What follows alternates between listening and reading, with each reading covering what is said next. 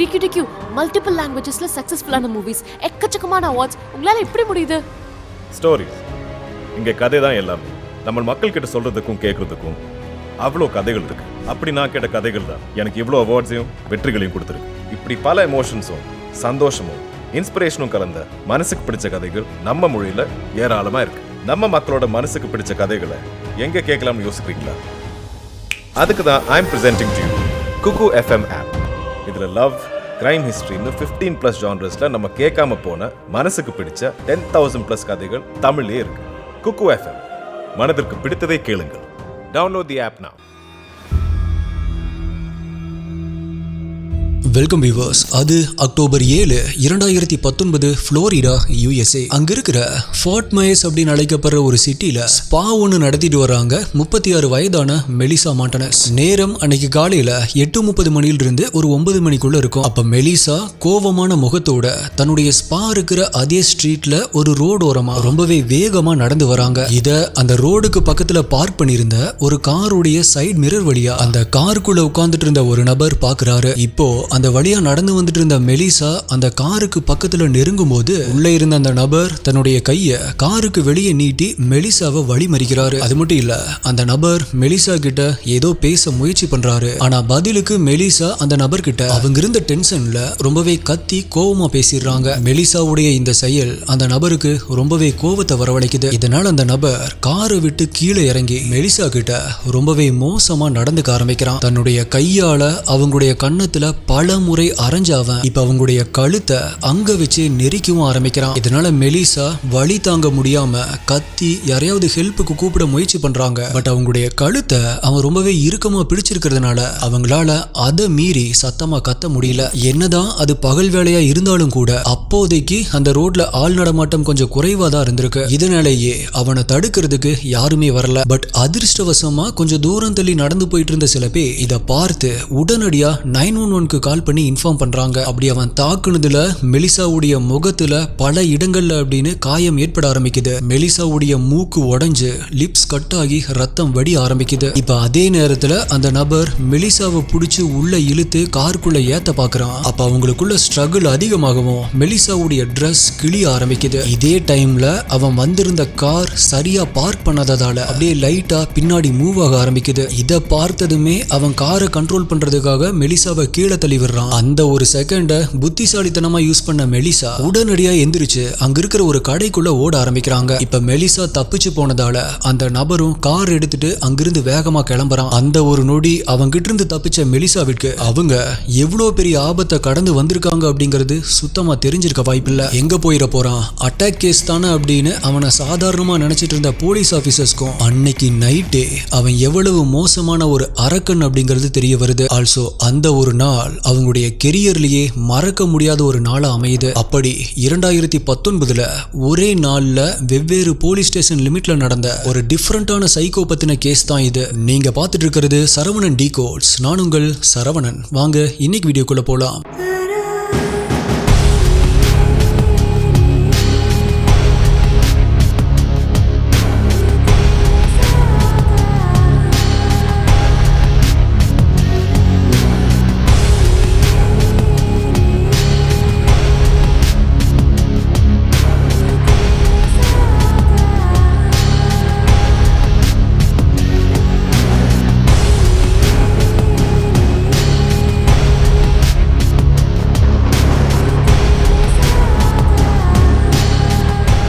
உங்களுக்கு crime thriller, mystery, strange, solved, unsolved cases இதெல்லாம் பிடிக்கும் அப்படின்னா நீங்க இதோடைய ஃபேன் அப்படின்னா இப்பவே நம்மளுடைய சேனலுக்கு சப்ஸ்கிரைப் பண்ணிக்கோங்க. ஏன் அப்படின்னா இந்த மாதிரியான வீடியோஸ் தான் ஒரு நாள் விட்டு ஒரு நாள் நம்மளுடைய சேனல்ல வரும். இந்த வீடியோல நான் சொல்ற யூடியூப்ல காமிக்க முடியாத crime scene images, crime scene videos எல்லாமே நம்மளுடைய அஃபீஷியல் டெலிகிராம் குரூப்ல தான் அப்டேட் பண்ணுவோம். யூடியூப்ல கரெக்டா நோட்டிபிகேஷன் கிடைக்காதவங்களுக்கும் அங்க இன்ஸ்டன்டா அப்டேட் கிடைச்சிடும். டெலிகிராம் யூஸ் பண்ணாதவங்களுக்கு வாட்ஸ்அப்ல நம்மளுடைய சேனல் இருக்கு. அங்கேயுமே உங்களுக்கு இன்ஸ்டன்ட் அப்டேட்ஸ் கிடைச்சிடும். நம்மளுடைய அஃபீஷியல் வாட்ஸ்அப் மற்றும் டெலிகிராம் சேனலுடைய லிங்க் டிஸ்கிரிப்ஷன் பின்ட் கமெண்ட்ல கொடுத்திருக்கேன், செக் பண்ணி பாருங்க.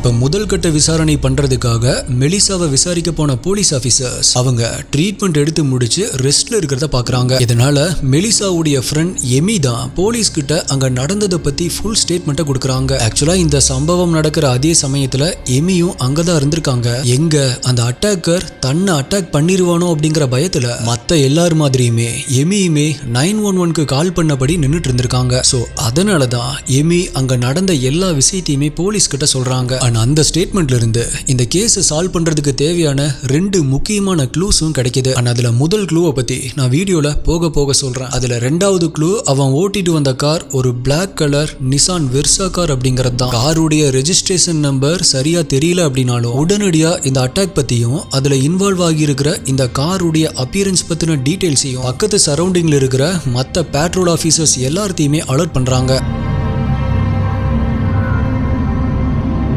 இப்படி இதிலிருந்து கொஞ்ச நேரத்திலேயே அட்டாக் நடந்த அந்த இடத்துல இருந்து வெறும் 2 ஸ்ட்ரீட் தள்ளி ஒரு ரெஸ்டாரண்ட்டுடைய பார்க்கிங்ல அதே ஒரு கார் நின்னுட்டு இருக்கிறத போலீஸ் கண்டுபிடிக்கிறாங்க. அது கூடவே காருக்குள்ள ஷர்ட் இல்லாம முகத்துல சின்ன சின்ன கீறல் காயங்களோட டிரைவர் சீட்ல உட்கார்ந்துட்டு இருந்த அவனையுமே அங்க வந்து ஒரு பேட்ரோல் ஆபீசர் பாக்குறாரு. அந்த ஆபீசர் மெல்லமா அந்த கார் கிட்ட வந்து, ஹே மிஸ்டர், இங்க என்ன பண்றீங்க அப்படின்னு அவங்க கிட்ட கேக்குறாரு. பதிலுக்கு அவனோ ஒரு ஃப்ரெண்டை மீட் பண்றதுக்காக தான் இங்க வெயிட் பண்ணிட்டு இருக்கேன் அப்படின்னு ரொம்பவே கூலா அவர்கிட்ட சொல்றான். பட் அந்த ஆபீசர் எதனால அங்க வந்திருக்காரு அப்படின்னு அவனுக்கு புரிஞ்ச அடுத்த நொடி அவனுடைய கார் எடுத்துட்டு ரொம்பவே வேகமா அங்கிருந்து கிளம்புறான். அந்த ஆபீசரும் அவனை கார்ல ஃபாலோ பண்ண ட்ரை பண்றாரு. பட் போலீஸுடைய கண்ணுல மாட்டாம எப்படியோ தப்பிச்சு போயிடுறான். சோ போலீஸ் அவனை இன்னுமே தீவிரமா தேட ஆரம்பிக்கிறாங்க. இப்படி இவனை தேடிட்டு இருக்கிற அதே நேரத்துல போலீஸ் டீமுக்கு வந்த 2 எமர்ஜென்சி 911 கால் இந்த கேஸ் சாதாரண கேஸ் இல்ல அப்படிங்கறத புரிய வச்சுது.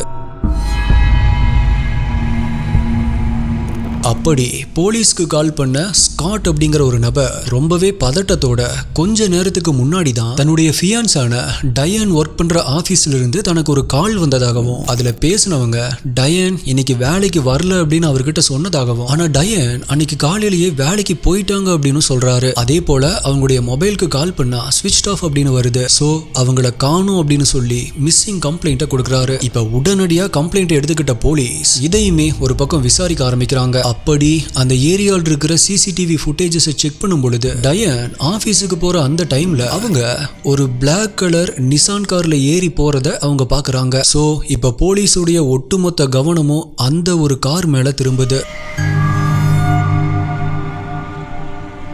இதே டைம்ல தான் 911க்கு இன்னொரு காலும் வருது. அதுல பேசின நபர் தன்னுடைய பெயர் ஜோஸ்வா அப்படின்னு சொல்லிட்டு இப்போ கொஞ்ச நேரத்துக்கு முன்னாடி தான் தன்னுடைய கடைக்கு கையில ரத்த கரையோட எனக்கு தெரிஞ்ச ஒரு நபர் வந்தாரு. அந்த நபர் யாரோ 2 பொண்ணுகளை கொலை பண்ணிட்டதாகவும் சோ உடனடியா ஊரை விட்டு தப்பிச்சு போறதுக்காக ஒரு ஃபிளைட் டிக்கெட் அரேஞ்ச் பண்ணி தரும்படி தங்கிட்ட கேட்டுக்கிட்டதாகவும் போலீஸ் கிட்ட சொல்றாரு. இதை கேட்டு அதிர்ச்சியான ஆபீசர்ஸ் டைம் வேஸ்ட் பண்ணாம கால்ல பேசின அந்த நபருடைய கடைக்கு உடனடியா கிளம்பி போறாங்க. அப்படி அந்த கடையை ரீச் பண்ணதுமே அங்க கடைக்கு வெளியில பார்க் பண்ணப்பட்டிருந்த ஒரு பிளாக் கலர் நிசான் காரை பார்த்து ஷாக் ஆகுறாங்க. இப்ப அதை பார்த்தபடியே அந்த கடைக்குள்ள போன போலீஸ், நீங்க தான் போலீஸ்க்கு கால் பண்ணிருந்தீங்களா, சொல்லுங்க, கையில ரத்த கரையோட வந்த அந்த நபர் யாரு, அவனுடைய பேர் என்ன அப்படின்னு விசாரிக்கும் பொழுது அவனுடைய பெயர் வேட் ஸ்டீவன் வில்சன் அப்படிங்கிறது தெரிய வருது. காலையில மெலிசாவை அட்டாக் பண்ணதும் இதே மாதிரி ஒரு பிளாக் கலர் கார்ல வந்த நபர் தான் காணாம போன டயானும் இதே போல பிளாக் கலர் கார்ல தான் ஏறி போயிருக்காங்க அப்படின்னு யோசிச்ச போலீஸ் அங்க நின்னுட்டு இருந்த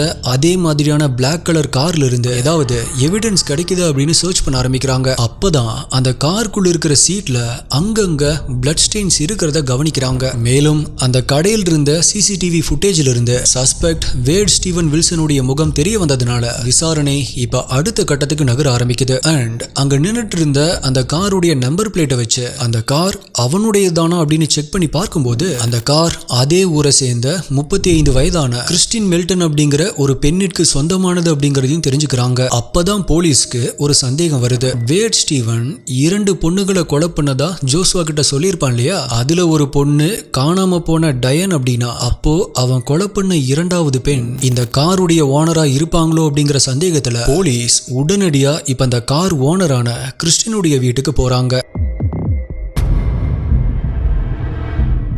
அப்படி போன போலீஸ் ரொம்ப நேரமா காலிங் பில் அடிச்சோம் உள்ள இருந்து எந்த ஒரு ரெஸ்பான்ஸுமே வராம இருந்திருக்கு. அப்போ வீட்டுடைய டோர் நாப ஓபன் பண்ணும் பொழுது கதவு லாக் பண்ணாம ஓபன்ல தான் இருந்திருக்கு. சோ இப்ப வீட்டுக்குள்ள போன போலீஸ் ஆபீசர்ஸ்க்கு நுழைஞ்ச உடனே ரத்த வாடை அடிக்க ஆரம்பிச்சிருக்கு. மேலும் அந்த வீடு முழுவதுமே பொருட்கள் அங்க இங்க அப்படின்னு செதறி கிடந்திருக்கு. அப்படி செதறி கிடக்கிற பொருட்களை பார்த்தபடி அங்க இருக்கிற ஒரு ரூமுடைய கதவை திறக்கிறாங்க. அந்த ரூம்குள்ள நுழைஞ்சதுமே அங்கங்க ரத்தம் தெரிச்சு கிடக்கிறதையும் பாக்குறாங்க. ஆல்சோ அந்த ரூமுடைய ஒரு ஓரத்துல பல துணிமணிகள் மற்றும் பெட்ஷீட் அப்படின்னு ஒரு மலை மாதிரி குவிஞ்சு கிடக்கிறதையும் பாக்குறாங்க. இத பார்த்ததுமே அவங்களுடைய மைண்ட்ல ஒரு விஷயம் தோண ஆரம்பிக்குது. அப்படி அவங்க நினைச்சு பார்த்தது அந்த குவியல்ல இருந்துடக்கூடாது அப்படிங்கிற எண்ணத்தோடயே அங்க குவிஞ்சு கிடந்த ட்ரெஸ் எல்லாத்தையுமே ஒன்னொன்னா கிளியர் பண்ண ஆரம்பிக்கிறாங்க. பட் அன்பார்ச்சுனேட்லி கொஞ்ச நேரத்திலேயே அவங்க எந்த ஒரு காட்சியை பார்த்திடக்கூடாது அப்படின்னு நினைச்சாங்களோ எக்ஸாக்ட்லி அதையே தான் அங்க பாக்குறாங்க. எஸ், அந்த குவியலுக்குள்ள அவங்க பார்த்தது போலீஸ் தேடி வந்த அந்த காருடைய ஓனரான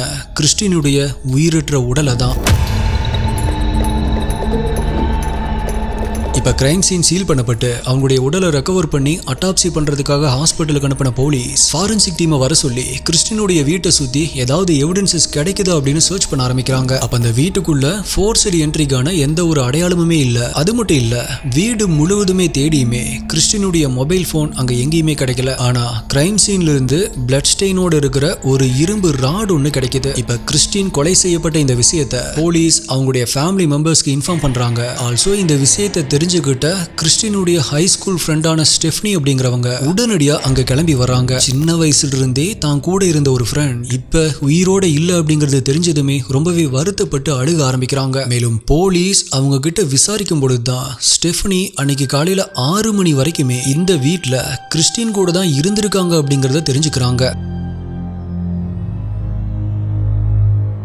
அது மட்டும் இல்லாம கிறிஸ்டினும் அவங்களும் ஃபோர்ட் மைஸில் இருக்கிற புத்தா லைவ் அப்படிங்கிற ஒரு நைட் கிளப்புக்கு முன்னாடி நாள் தான் போயிருந்ததாகவும் நைட்டு ஒரு 2 மணிக்கு மேலதான் அவங்க அப்புறம் ஜேஆரும் மற்றும் கிறிஸ்டின் எல்லாருமே கிறிஸ்டினுடைய வீட்டுக்கு வந்ததாகவும் சொல்றாங்க. இதை கேட்ட போலீஸ் ஜேஆரா அது யாரு அப்படின்னு அவங்க கிட்ட கேக்குறாங்க. அதுக்கு பதிலளிச்ச ஸ்டெஃப்னியோ அவனை நேத்து நைட்டு பார்ல வச்சுதான் மீட் பண்ணோம், அப்படிதான் அவனை எனக்கு தெரியும், பார்த்த கொஞ்ச நேரத்திலேயே ஃப்ரெண்ட்ஸ் ஆகிட்டோம், அதுக்கப்புறமா பார் க்ளோஸ் ஆயிட்டதால நாங்க 3 பேருமே ஒரு கேப் மூலமா தான் கிறிஸ்டினுடைய வீட்டுக்கு வந்தோம். அதுக்கப்புறமா நான் காலையில எந்திரிச்சு என்னுடைய வீட்டுக்கு கிளம்பும் போது கூட அவன் மட்டும் தான் இங்க தனியா கிறிஸ்டின் கூட இருந்தான் அப்படின்னு போலீஸ் கிட்ட சொல்றாங்க. இப்ப போலீஸ் உடனடியா ஸ்டெஃப்னி கிட்ட வேர்ட் ஸ்டீவன் வில்சனுடைய சிசிடிவி ஃபுட்டேஜஸ் காமிச்சு இவன் தான் நீங்க சொல்ற ஜேஆர் அப்படின்னு கேட்கும்போது கொஞ்சம் கூட யோசிக்காம ஆமா இவன் தான் ஜேஆர் அப்படின்னு சொல்றாங்க. இதை கேட்ட அதிர்ச்சியான போலீஸ் ஆபீசர்ஸ் உடனடியா நம்ம இந்த வீடியோவுடைய இன்ட்ரோல பார்த்த ஸ்பா ஓனரான மெலிசாவை விசாரணைக்கு வர சொல்றாங்க. அவங்களுடைய ஃப்ரெண்டான எமி காலையில போலீஸ் கிட்ட அந்த அட்டாக்கரை பத்தின 2 முக்கியமான க்ளூ கொடுத்திருந்தாங்க அப்படின்னு சொல்லியிருப்பேன் இல்லையா, அதுல செகண்ட் க்ளூ அவன் பிளாக் கலர் கார்ல வந்தான் அப்படிங்கறத சொல்லியிருப்பேன். பட் இப்ப அந்த ஃபர்ஸ்ட் க்ளூவை பத்தி இனிமே டீடைல்டா மெலிசா கிட்ட விசாரிக்க ஆரம்பிக்கிறாங்க. அதுக்கு மெலிசாவும் முன்னாடி நாள் தனக்கும் தன்னுடைய பாய் ஃப்ரெண்டுக்கும் சின்ன பிரச்சனை, சோ அன்னைக்கு காலையில தன்னுடைய பாய் ஃப்ரெண்ட் தான் ஒரு நம்பர்ல இருந்து கால் பண்ணி தன்னை மீட் பண்றதுக்காக ஸ்பாக்கு பக்கத்துல வர சொன்னதா சொல்றாங்க. ப்ரோ அது இருக்கட்டும் ப்ரோ, இப்ப அட்டாக்கரை பத்தி விசாரிக்காம எதுக்கு சம்பந்தமே இல்லாம மெலிசாவுடைய பர்சனல் விஷயங்களை பத்தி அவனுடைய பாய் ஃப்ரெண்டை பத்தி விசாரிக்கிறாங்க? போலீஸ் ஏன் இப்படி பண்றாங்க அப்படிங்கிற ஒரு டவுட் உங்களுக்கு வரலாம். பிகாஸ் அன்னைக்கு ஒரே நாள்ல நடந்த இந்த 3 கேஸ்லயுமே பிரைம் சஸ்பெக்டா தேடப்படுற அந்த சைக்கோ வேர்ட் ஸ்டீவன் வில்சன் வேற யாரும் இல்ல, இவ்வளோ நேரமா மெலிசா சொல்லிட்டு இருக்கிற அவங்களுடைய பாய் ஃப்ரெண்ட் தான். சோ இப்ப உடனடியா அவன் இருக்கிற இடத்தை கண்டுபிடிச்சு அவனை அரெஸ்ட் பண்ண போலீஸ் இந்த 3 சம்பவங்களை பத்தி அவங்கிட்ட விசாரிக்கும் பொழுது ஆமா நான் தான் அந்த கொலைகளை செஞ்சேன் அப்படின்னு அன்றைய நாள் முழுவதுமே என்ன நடந்துச்சு அப்படிங்கிற விஷயங்களை சொல்ல ஆரம்பிக்கிறான். அப்படி அவன் கன்ஃபஸ் பண்ண விஷயங்கள் இதுதான். அது அக்டோபர் 6ஆம் தேதி 2019. ஆக்சுவலா அது ஒரு வீக்கெண்ட் அப்படிங்கறதுனால அந்த நைட்டை என்ஜாய் பண்றதுக்காக மெலிசா மற்றும் வேட் 2 பேருமே புத்தா அப்படிங்கிற பாருக்கு போயிருக்காங்க. டான்ஸ் ட்ரிங்க்ஸ் அப்படின்னு சந்தோஷமா அந்த நைட் அவங்க என்ஜாய் பண்ணிட்டு இருந்த அந்த நேரத்துல அவங்க 2 பேருக்குள்ள சின்னதா ஒரு சண்டை வந்திருக்கு. ஆக்சுவலா வேட் ஒரு முரட்டு குணம் கொண்டவன், கோவத்துல அவன் என்ன பண்ணுவான் அப்படின்னே தெரியாது. சோ மெலிசா மேல கோவிச்சுக்கிட்டு அங்கிருந்து இன்னொரு பாருக்கு போனவன் அங்கதான் சந்தோஷமா டான்ஸ் ஆடிட்டு இருந்த கிறிஸ்டினை பாக்குறான். அவங்கள பார்த்ததுமே எப்படியாவது அவங்க கிட்ட பேசியே ஆகணும் அப்படின்னு முடிவு பண்ணி கிறிஸ்டின் கிட்ட போய் பேசவும் செய்யறான். அவங்களுமே இவன் கூட சகஜமா பேசியிருக்காங்க. இப்படி அந்த பார்ல தங்களுக்குள்ள அறிமுகமாகிட்ட வேட், கிறிஸ்டின் அண்ட் அவங்க கூட இருந்த ஸ்டெஃப்னி கொஞ்ச நேரத்திலேயே 3 பேருமே ஃப்ரெண்ட்ஸ் ஆயிருக்காங்க. இப்படியே பாருடைய க்ளோசிங் டைம் ஆனதால 3 பேருமே கேப்ல கிறிஸ்டினுடைய வீட்டுக்கு போறாங்க. அங்க கொஞ்ச நேரம் டைம் ஸ்பெண்ட் பண்ண ஸ்டெஃப்னி காலையில ஒரு 6 மணி அளவுல தன்னுடைய வீட்டுக்கு கிளம்பியிருக்காங்க. அப்ப கிறிஸ்டினுக்கும் அன்னைக்கு நாள் ஒர்க்கு நைட் ஷிஃப்ட் தான் அப்படிங்கறதுனால அவங்க கொஞ்ச நேரம் தூங்குறதுக்கு தயாராயிட்டு இருந்தாங்க. அப்படி அவங்க தூங்குறதுக்கு தயாராகும் பொழுதுதான் வேட்குள்ள தூங்கிட்டு இருந்த அந்த மோசமான மிருகம் வெளியே வர ஆரம்பிக்குது. வீட்டுக்குள்ள இருந்த இரும்பு கர்டைன் ராட் எடுத்துக்கிட்டு சத்தம் இல்லாம கிறிஸ்டினுடைய பக்கத்துல நெருங்கினவன் அவங்க எதிர்பார்க்காத நேரமா பார்த்து அந்த ராடால அவங்களுடைய தலையில பலமா அடிக்க ஆரம்பிக்கிறான். இதுல நிலை தடுமாறி கிறிஸ்டின் சுருண்டு விழுகிறாங்க. அப்படி கீழே விழுந்த அவங்க வழியில துடிச்சிட்டு இருக்கிற அந்த நேரத்திலையும் அந்த மிருகம் அவங்களுடைய கழுத்துல மிதிச்சு கொலை பண்றான். அதுக்கப்புறமா அவங்களுடைய இறந்த உடலை அந்த ரூமுடைய ஒரு ஓரத்துல நகர்த்தி வச்சுட்டு அதுக்கு மேல சில துணிகளை போட்டு கவர் பண்றான். ஆல்சோ கிறிஸ்டினுடைய போன் மற்றும் கார் எடுத்துக்கிட்டு உடனடியா அந்த இடத்தை விட்டு கிளம்புறான். சோ அங்கிருந்து மெலிசாவை பாக்குறதுக்காக வர்ற வழியில கிறிஸ்டினுடைய போன்ல இருந்து மெலிசாக்கு தொடர்ந்து கால் பண்ணிக்கிட்டே வந்திருக்கான். அதனாலதான் மெலிசா போலீஸ் கிட்ட தன்னுடைய பாய் ஃப்ரெண்ட் வேற ஒரு நம்பர்ல இருந்து கால் பண்ணியிருந்தான் அப்படின்னு சொல்லியிருப்பாங்க. சோ அந்த கால் அவங்க பிக் பண்ணதுமே அவங்கள ஸ்பாக்கு பக்கத்துல வர சொல்றான். அப்படி அவங்க மீட் பண்ணும் பொழுதுதான் கோபம் தலைக்கேறின வேட் அவங்கள அட்டாக் பண்ண ஆரம்பிக்கிறான். ஆனா நல்ல வழியா மெலிசா அவங்க கிட்ட இருந்து தப்பிச்சிடுறாங்க. ஆனா அதே கோபத்தோட அங்கிருந்து வந்துட்டு இருந்த வேட் வழியில தன்னுடைய ஆபீஸ்க்கு நடந்து போயிட்டு இருந்த டயானை பாக்குறான். அவங்க கிட்ட நான் உங்களுக்கு லிஃப்ட் கொடுக்குறேன் அப்படின்னு சொல்லி காருக்குள்ள ஏத்திக்கிறான். பட் அதுக்கப்புறமா அவன் டயான் சொன்ன ரூட்ல போகாம வேற வழியில ஆள் நடமாட்டமே இல்லாத ஒரு பகுதிக்கு கூட்டிட்டு போறான். அப்படி போற வழியிலேயே அவங்கள பயங்கரமா அட்டாக்கும் பண்ணிருக்கான். இதனால அவங்களுடைய முகத்துல நிறைய காயங்கள் ஏற்பட்டு அதில் இருந்த ரத்தம் கார்லயும் தெறிக்க ஆரம்பிக்குது. இப்ப காரை ஆள் நடமாட்டம் இல்லாத ஒரு ஏரியாவுக்கு கொண்டு போய் காருக்குள்ள வச்சு கொடூரமா அடிக்க ஆரம்பிச்சிருக்கான். ஒரு கட்டத்துல இவங்களையுமே கழுத்தை நெரிச்சு கொலை பண்றான். அப்படி டயான் இறந்துட்டாங்க அப்படின்னு நினைச்சு அவங்கள காருக்கு வெளியே தள்ளிவிட போறப்பதான் டயான் இனிமே உயிரோட இருக்காங்க அப்படிங்கிற விஷயம் அவனுக்கு தெரிய வருது. சோ அவங்கள கார்ல இருந்து கீழே தள்ளி விட்டவன் இன்னும் நீ சாகலையா அப்படின்னு அந்த காராலேயே அவங்க மேல பல முறை ஏத்தி இறக்குறான். இதனால டயானுடைய தசை நாறுகள் கிளிய ஆரம்பிக்குது. ஆல்சோ அவங்களுடைய கை, கால், நெஞ்சு, முதுகெலும்பு அப்படின்னு ஒவ்வொரு எலும்பா உடைய ஆரம்பிக்குது. இதனால ஏற்பட்ட வழியில டயான் பயங்கரமா கத்த ஆரம்பிக்கிறாங்க. இப்படி அவங்க மேல அந்த காரை ஒரு 10 முறைக்கு மேலேயாவது ஏத்தி இறக்குனதுக்கு அப்புறமா அங்கிருந்த புதருக்குள்ள அந்த உடலை மறைச்சு வச்சுட்டு அங்கிருந்து தப்பிச்சு போனதா அன்னைக்கு நாள்ல அவன் பண்ண கொடூரங்களை போலீஸ் கிட்ட சொல்லி தன்னுடைய கன்ஃபெஷனை முடிக்கிறான் அந்த சைக்கோ. கோர்ட்ல ஆஜர்படுத்தின வேர்ட் வில்சனுக்கு ஆகஸ்ட் 27, 2024 அன்னைக்கு அவனுடைய இந்த கேஸுடைய ஃபைனல் ஜட்ஜ்மெண்ட்டை வாசிக்க ஆரம்பிக்கிறாரு. For the sake of killing, அதாவது அந்த 2 பொண்ணுகளும் இறந்தே ஆகணும் அப்படிங்கிற காரணத்துக்காக எந்தவித மோட்டிவுமே இல்லாம இப்படி கொடூரமா கொலை பண்ண வேர்ட் வில்சனுக்கு மரண தண்டனை தான் சரி அப்படின்னு பனிஷ்மெண்ட்டை உறுதிப்படுத்துறாரு. இப்ப புளோரிடால இருக்கிற ஜெயில தன்னுடைய கடைசி நாட்களை எண்ணிட்டு இருக்கிறான் killer word Wilson. So my dear STI HD investigators, இந்த கேஸை பத்தி நீங்க என்ன நினைக்கிறீங்க? யூசுவலா நம்ம சேனல்ல பல சைக்கோ கில்லர்ஸ் பத்தின வீடியோஸை பார்த்திருக்கோம். ஆனா அது எல்லாத்திலிருந்து இந்த கேஸ் கொஞ்சம் வித்தியாசமான கேஸ் அப்படின்னே சொல்லலாம். பிகாஸ் காரணமே இல்லாம வெறும் கோவத்துக்காக இந்த கொலைகளை பண்ணியிருக்கான். இந்த கேஸ் பத்தின உங்களுடைய கருத்துக்கள் என்ன அப்படிங்கறத கீழே கமெண்ட்ல சொல்லுங்க. மேலும் அடுத்ததா என்ன கேஸ் வேணும், என்ன டாபிக்ல வீடியோ வேணும் அப்படிங்கறதையுமே கீழே கமெண்ட்ல சொல்லுங்க. உங்களுடைய பெஸ்டான கமெண்ட் அடுத்த வீடியோல வரும். வேற ஒரு வீடியோல மீட் பண்றேன். நன்றி, பாய்.